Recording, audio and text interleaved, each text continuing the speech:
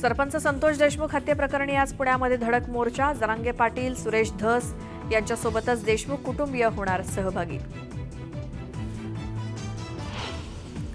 संतोष देशमुख हत्या प्रकरणातील आरोपी गुजरातच्या शिवमंदिरात होते मुक्कामी.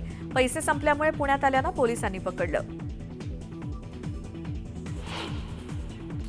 आजपासून भाजपचं राज्यव्यापी सदस्य नोंदणी अभियान.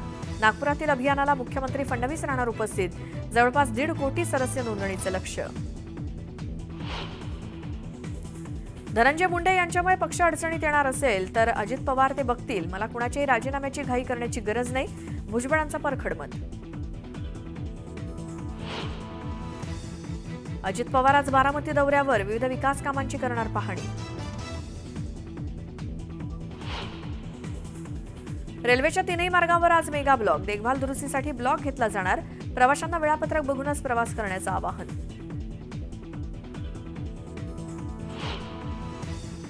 मुंबईसोबतच उपनगरात कमाल तापमानात वाढ. सांताक्रुझमध्ये पारा 35 अंश सेल्सिअसवर.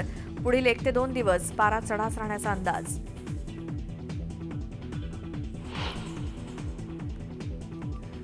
आणि सिडनी कसोटीत भारताचं ऑस्ट्रेलियाला विजयासाठी 162 धावांचं आव्हान. दुखापतीमुळे बुमराह गोलंदाजी करणार नसल्यामुळे भारताला मोठा धक्का.